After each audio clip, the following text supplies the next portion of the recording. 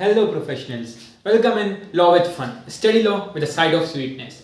आज हमारी lecture series का फोर्थ लेक्चर है जिसमें हम भारतीय न्याय संहिता 2023 को कवर कर रहे हैं। So without wasting time let's start.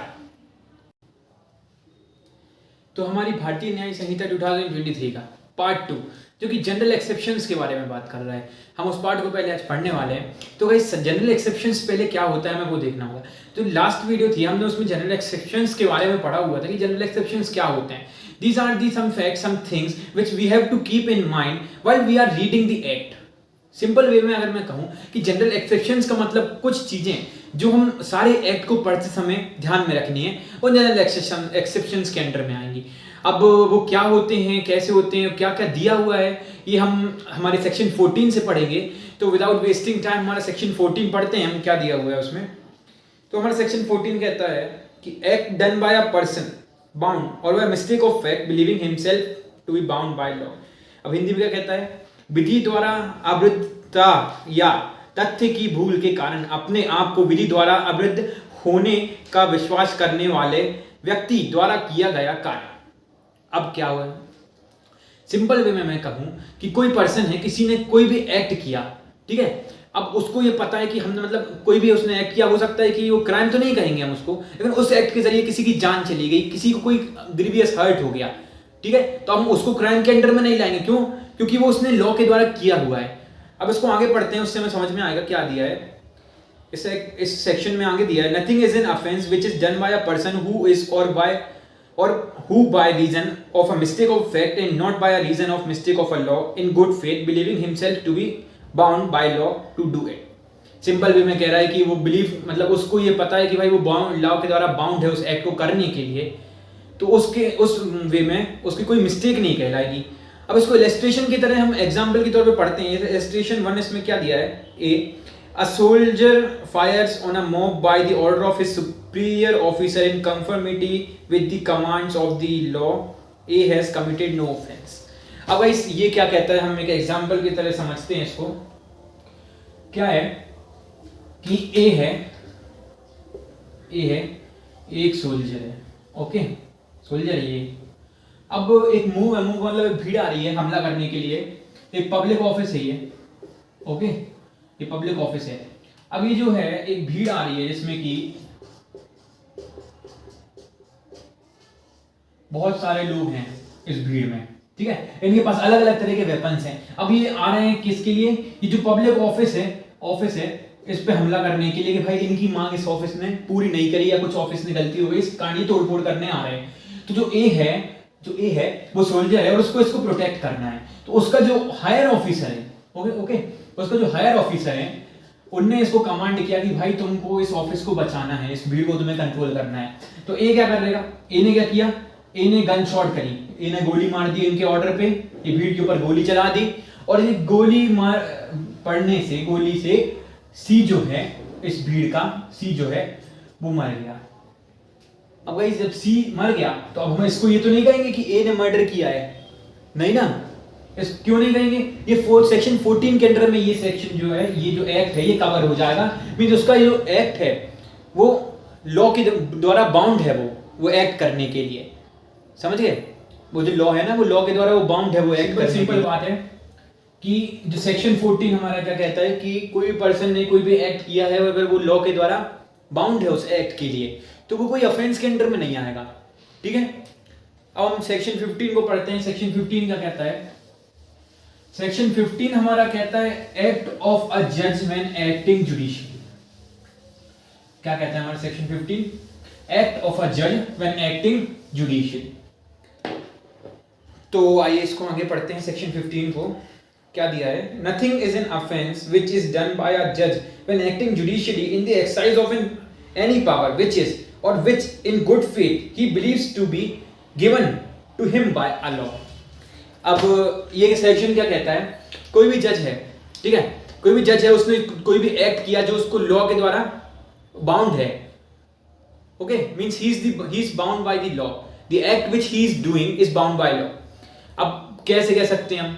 For example, अगर कोई जज है, उसने अफेंडर है, जिसने अफेंस किया है, एक्यूज्ड है, उसको उसने पनिशमेंट दी कि भाई आपको लाइफ कन्विक्ट की पनिशमेंट दी जाती है, इम्प्रिजनमेंट ऑफ लाइफ की पनिशमेंट दी जाती है या फांसी की पनिशमेंट दी जाती है, तो इसका तो मतलब ये तो हम नहीं निकाल सकते ना कि भाई जज के हाथों में क्या ये है कि इसको मार सकता है या फिर कुछ भी ऐसा ऑफेंस है क्या, ये कुछ भी या पनिशमेंट कुछ भी नहीं।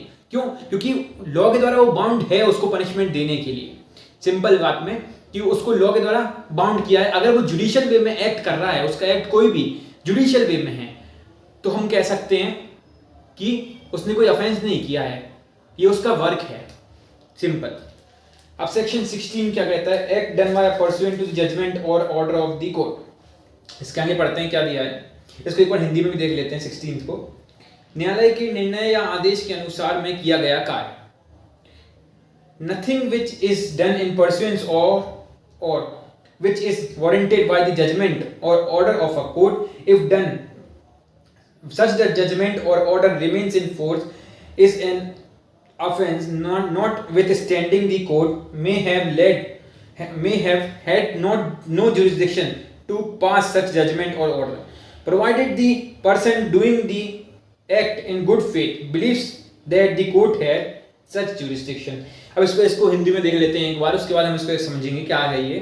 कोई बात जो किसी न्यायालय के निर्णय या आदेश के अनुसरण में की जाए या उसके द्वारा अधिदिष्ट हो, यदि वह उस निर्णय या आदेश के प्रवर्तित रहते की जाए, अपराध नहीं है, चाहे उस न्यायालय को ऐसा निर्णय या आदेश देने की अधिकारिता न रही हो, परंतु यह तब जबकि वह कार्य करने वाला व्यक्ति सद्भावना पूर्वक विश्वास करते हुए कि उस न्यायालय को वैसा अधिकारिता थी।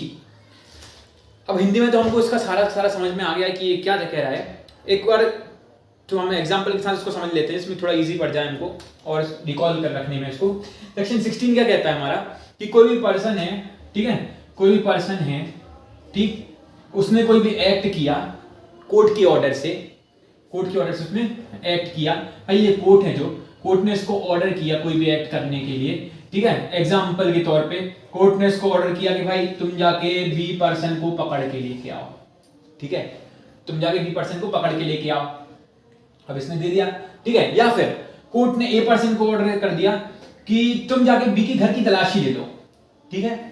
अब भाई हम ये कह सकते हैं कि मान लीजिए अगर कोर्ट को वो जुरिस्डिक्शन ही नहीं है कि आप इसकी घर की तलाशी लेने के लिए इसको बोल सकें, मींस इसकी घर की आप तलाशी ले सकें, कोर्ट को उतने टाइम पे ये जुरिस्डिक्शन है ही नहीं। लेकिन इस पर्सन जो है, ये पर्सन चला गया भाई इसके घर की तलाशी लेने की, तो सद्भावना पूर्वक, भाई इस पर्सन को तो नहीं पता है ना कि भाई कोर्ट को ये जुरिस्डिक्शन है नहीं कोर्ट के हाथ में, या कोर्ट को ये पावर नहीं है कि इसके घर की तलाशी के लिए वो इसको ए को कह सके। तो अगर ए गया उसके घर की तलाशी लेने के लिए, तो हम ये ऑफेंस नहीं कहलाएगा, ए इसके लिए पनिशेबल नहीं रहेगा।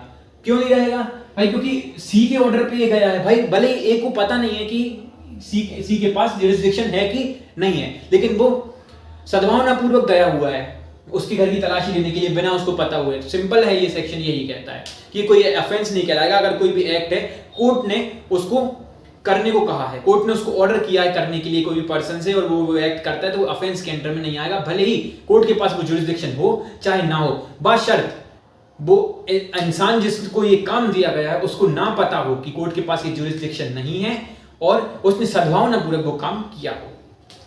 अब सेक्शन 17 पढ़ते हैं हम। Act done by a person justified or by a mistake of fact believing himself to be justified by law. Nothing is an offense which is done by a person who is justified by law or who by reason of a mistake of a fact and not by reason of mistake of law in good faith believing himself to be justified by law in doing it। अब हिंदी में क्या कहता है? विधि द्वारा न्याय नमित या तथ्य की भूल से अपने को विधि द्वारा न्यायान्वित मत होने का विश्वास करने वाले व्यक्ति द्वारा किया गया कार्य। कोई बात अपराध नहीं है जो ऐसे व्यक्ति द्वारा की जाए जो उसे करने के लिए विधि द्वारा न्यायान्वित मत है या तथ्य की भूल के कारण, ना कि विधि की भूल के कारण सद्भावना पूर्वक विश्वास करता है कि वह उसे करने के लिए विधि द्वारा नियमित है। इलस्ट्रेशन में देखते हैं हम क्या दिया हुआ है इलस्ट्रेशन में। A sees Z committing what appears to A to be a murder, A in the exercise to the best of his judgment exerted in a good faith or the power which the law gives to all persons of apprehending murders in the fact, seizes Z In order to bring Z before the proper authorities, A has committed no offense, though it may turn out that Z was acting in self defense. और इसको एक बार हिंदी में और पढ़ लेते हैं, उसके बाद हम समझेंगे कि ये क्या दिया हुआ है। का या को ऐसा कार्य करते देखता है जो कि का को हत्या प्रतीत होता है। का सद्भावना पूर्वक काम में लाए गए अपने श्रेष्ठ निर्णय के अनुसार उस शक्ति को प्रयोग में लाते हैं जो विधि ने हत्या करने वाले को इस कार्य में पकड़ने के लिए समस्त व्यक्तियों को दी रखी है, या तो उचित प्राधिकारियों के समक्ष ले जाने के लिए या को अभिग्रहित करता है। का ने कोई अपराध नहीं किया, चाहे तत्पश्चात असल बात यह निकले कि या आत्म प्रतिरक्षा में कार्य कर रहा था। अब देखिए, इसको हिंदी में समझने के पढ़ने के बाद तो हमें समझ में आ गया है साफ साफ कि ये क्या कह रहा है, लेकिन एक बार उसको समझ लेते हैं कि कोई पर्सन है, कि कोई एक्ट कर रहा है, ठीक है, कोई पर्सन है, कोई एक्ट कर रहा है। जैसे एग्जांपल पे ए पर्सन है, वो किसी का मर्डर कर रहा है बी का, ठीक है, ए पर्सन है वो बी का मर्डर कर रहा है। अब नहीं क्या है कि जो ए पर्सन है वो बी को मार रहा है, ठीक है, यहां से सी पर्सन देख रहा है ए को, ठीक है। अब भाई सी को तो यही लगेगा ना कि ये बी को मार रहा है। जब क्या हुआ कि जब लड़ाई चल रही थी उस टाइम पे सी तो था नहीं वहां पे, ठीक है, बी इसको मार रहा था ए को, लेकिन जब फिर बी खड़ा हुआ तो ए के पास आ गई क्या, गन। अब ए के पास गन आ गई, ए ने कहा कि भाई तूने मेरे को मार लिया और अगर मैं इसको नहीं मारता हूं तो ये मेरे को मार देगा, ठीक है। तो ए ने वो गन शॉट कर दी किसको, बी को। अब सी यहां पे खड़ा था, सी ने जैसे ही देखा कि भाई ए ने इसको मारा है, सी को लगा कि ए ने इसको जान से मार दिया, यानी ए ने मर्डर कर दिया बी का।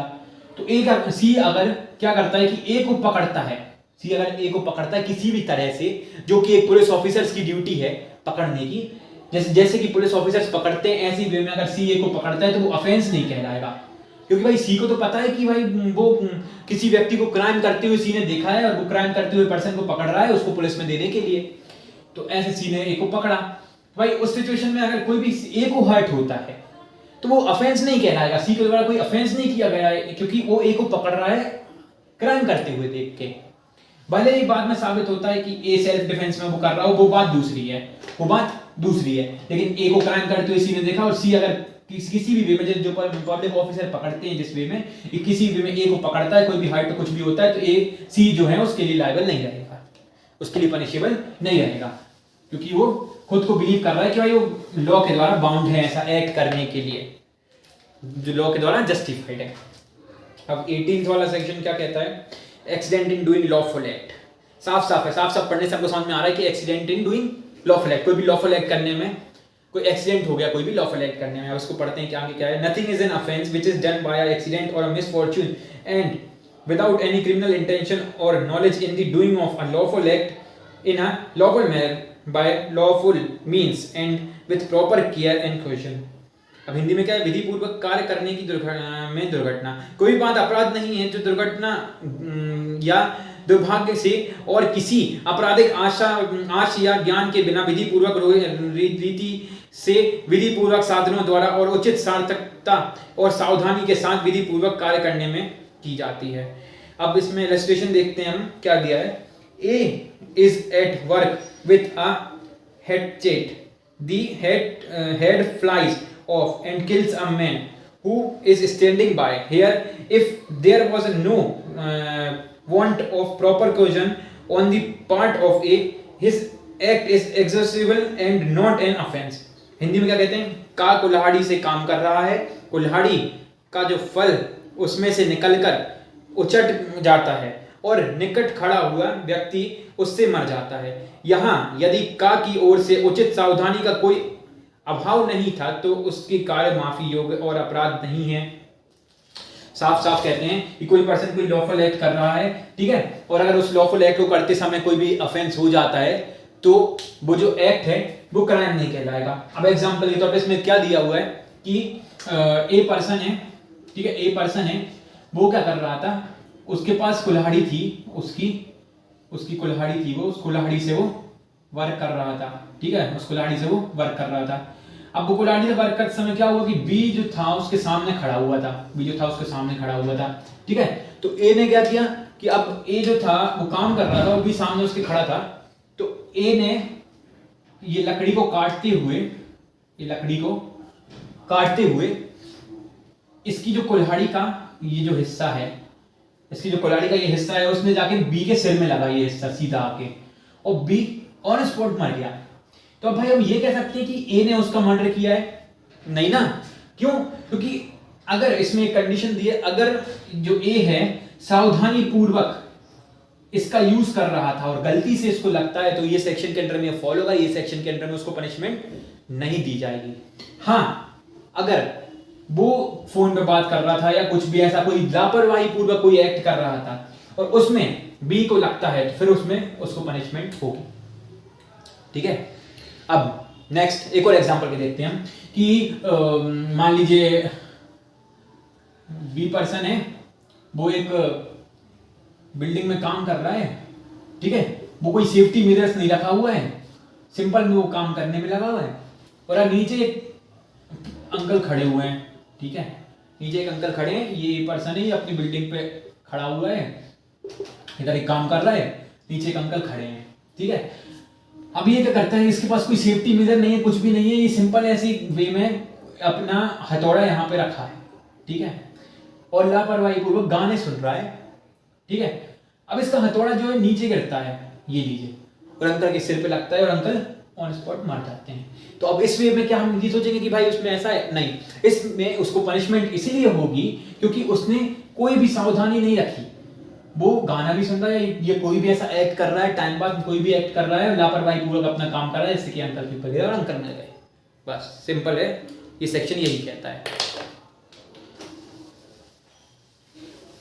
तो हम अब आते हैं सेक्शन 19 पे। क्या कहता है हमारा सेक्शन 19?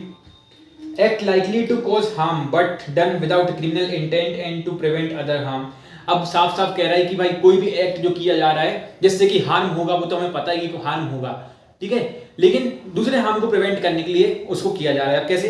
इसको आगे बढ़ते हैं। Nothing is an offence merely by reason of its being done with the knowledge that it is likely to cause harm if it be done without any criminal intention to cause harm and in a good faith for the person of preventing avoiding other harm to person or a property। ठीक है। अब 19 वाला साफ साफ कहता है, क्या कहता है? कोई भी पर्सन है, किसी उसने कोई भी एक्ट किया हुआ है, ठीक है, उसको पता है कि हमारे इस एक्ट से ये हार्म होगा, उसको पता है हमारे एक्ट से एक हार्म होगा, लेकिन दूसरे हार्म को बचाने के लिए वो एक्ट करता है। अब इसको एग्जांपल के तौर पे देते हैं। क्या दिया हुआ है? एक शिप है। ठीक है। एक शिप है ना। अब क्या है, यहाँ पे एक कैप्टन खड़ा हुआ है शिप का। ठीक है। ए है जो इस कैप्टन का शिप का कैप्टन है। ठीक है। अब इसकी जो शिप है, ये हवा के कारण इसका जो डायरेक्शन है बहुत तेज हो गया है, बहुत तेज रफ्तार में जा रही है। ठीक है। अब इसका ब्रेक जो है वो लग भी नहीं पा रहा है हवा की तेजी के कारण। और यहाँ पे क्या है, यहाँ पे एक बहुत बड़ा टापू है, यहाँ पे टापू है, यहाँ पे बहुत सारे लोग रहते हैं। ठीक है। यहाँ हम एक तरह से कह सकते हैं कि चलिए दूसरी चीज लेते हैं कि यहाँ पे एक दूसरी शिप आ रही है। ठीक है। एक दूसरी शिप आ रही है, यहाँ पे एक दूसरी शिप आ रही है। और अगर ये जो हमारे कैप्टन सर हैं, ये अगर अपनी शिप का ब्रेक नहीं लगाते हैं, ठीक है, हम अपनी शिप का अगर ये ब्रेक नहीं लगाते हैं, तो ये जो शिप से ये शिप टकरा जाएगी और दोनों शिप कोलैप्स हो जाएंगी और दोनों ये की जान जाएगी। इस शिप में भी बहुत सारे लोग बैठे हुए हैं, इस शिप में भी बहुत सारे लोग बैठे हुए हैं। ठीक है। अब कुछ तो करना पड़ेगा। तो क्या होता है कि यहाँ पे एक छोटी सी शिप एक और है, छोटी सी नाव बोल सकते हैं हम, एक और है ना, यहाँ पे जा रही है। तो ये क्या करता है, ये अपना डायरेक्शन चेंज कर लेता है, ये अपना डायरेक्शन चेंज कर लेता है, उसकी स्पीड कंट्रोल करेगा ना, इसकी स्पीड तो कंट्रोल हो नहीं रही है उससे, इसलिए वो डायरेक्शन चेंज कर लेता है। अब ये जो शिप नाव वाला है छोटी सी, इस नाव के ऊपर ये शिप चढ़ जाती है और ये नाव वाला मर जाता है। ठीक है। तो अब यहाँ पे इसने कोई ऑफेंस किया है क्या? नहीं, यहाँ पे इसने कोई ऑफेंस नहीं किया इस सेक्शन के अंडर में कि भाई बड़े बड़े एक्ट को, बड़े एक्सीडेंट को रोकने के लिए एक छोटा सा एक्सीडेंट हो गया, एक छोटा सा एक्ट हो गया, लाखों लोगों की जान जाने से पहले एक 2-3 लोगों की जान अगर चली गई तो उसमें वो नहीं कहलाएगा, पनिशेबल नहीं कहलाएगा, क्योंकि दूसरे हार्म को प्रिवेंट करने के लिए उसने ये किया। ठीक है। साफ साफ ये सेक्शन कहता है कि किसी हार्म को किसी भी बड़े हार्म को बचाने के लिए एक छोटा हार्म हो गया, छोटा एक्ट हो गया, उसी को ये सेक्शन बताता है। अब 20 वाला क्या कहता है? Act of a child under 7 years of age, nothing is an offense which is done by a child under 7 years of age। Simple है। सेक्शन 20 का कहता है कि कोई भी बच्चा है जिसने 7 साल की से कम उम्र का वो बच्चा है, अगर वो 7 साल से कम उम्र का है तो उसने कोई भी एक्ट किया हुआ है वो ऑफेंस नहीं कहलाएगा। भले चोरी की हो, मर्डर किया हो, कुछ भी किया हो, लेकिन वो ऑफेंस के अंदर में नहीं आएगा, क्योंकि 7 साल से कम है और 7 साल से कम की उम्र के बच्चों को ये माना जाता है कि उनके पास सोचने समझने की शक्ति नहीं रहती है। अब सेक्शन 21 पे आते हैं। सेक्शन 21 क्या कहता है? Act of a child above 7 and under 12 years of age immature understanding। Section 21 क्या कहता है? Nothing is an offence which is done by a child above 7 years of age and under 12 years of age who has attained sufficient maturity of understanding to judge of a nature and consequences of his conduct or on that occasion। क्या है? Act of a child above 7 and under 12 years of age of immature understanding। ठीक है, सीधी बात कहता है कि कोई भी बच्चा है, ठीक है, कोई भी बच्चा है, सेक्शन 21 क्या कहता है? कोई बच्चा है, उसने 7 years की एज क्रॉस कर ली, 7 years की एज के ऊपर। 20 वाला क्या कह रहा था कि कोई भी एक्ट है वो ऑफेंस नहीं कहलाएगा कोई बच्चा, क्योंकि उसने अगर 7 years से कम का है तो वो ऑफेंस के अंडर में नहीं आएगा। अब 21 क्या कहता है हमारा? क्या कहता है कि कोई बच्चा है जो 7 साल से ऊपर है, 12 साल से नीचे है, 7 साल से ऊपर 12 साल से नीचे है, अगर उसने कोई भी एक्ट किया हुआ है, अगर उसको थोड़ी भी सोचने समझने की शक्ति भी होगी, लेकिन उसने कोई भी एक्ट किया हुआ है तो ऑफेंसेस के अंडर में नहीं आएगा। ऐसा ये सेक्शन हमारा कहता है कि nothing is an offence if it is done by a child above 7 years and below 12 years of age। ठीक है, अब 22 क्या कहता है? हाँ, 22 कहता है act of a person of unsound mind. अब इसमें क्या कहता है? Nothing is an offence which is done by a person who is at the time of doing it by reason of unsoundness of mind incapable of knowing the nature of the act or he is doing what either wrong or contrary of law. क्या कहता है section 22? Act done by a person of unsound mind. अब हमको तो ये पता है कि लॉ में हमने स्टार्टिंग में ही पढ़ा हुआ था कि कोई भी पर्सन है जो एब्सेंट माइंड का है, जो अनसाउंड माइंड का है, और जो एक्ट करते टाइम पे जो अनसाउंड माइंड है उसके दिमाग में मतलब कुछ उसको पता ही नहीं है कि वो एक्ट क्या कर रहा है, तो वो ऑफेंस के अंडर में नहीं आएगा। एग्जाम्पल, कोई पागल है, मानसिक विकृत पर्सन है, जिसको दौरे पड़ते हैं या कुछ भी, जिसका दिमाग में मतलब बोल सकते हैं हम कि बड़ा तो हो गया है लेकिन उसका दिमाग जो है बच्चों वाला है। ठीक है, अगर वो कोई भी एक्ट करता है तो इस सेक्शन में, कौन सा सेक्शन है हमारा? सेक्शन 22 के अंडर में वो पनिश नहीं होगा, उसने कोई भी एक्ट किया हो लेकिन उसमें लायबल नहीं होगा। तो गाइज आज के लिए इतना ही, हमने सेक्शन 22 तक कवर किया है, 14 से 22 तक। नेक्स्ट वीडियो में हम 23 सेक्शन से कवर करेंगे। तो ऐसे ही हमारी वीडियो को देखते रहिए, लाइक कीजिए, सब्सक्राइब कीजिए, keep supporting. Thank you for watching.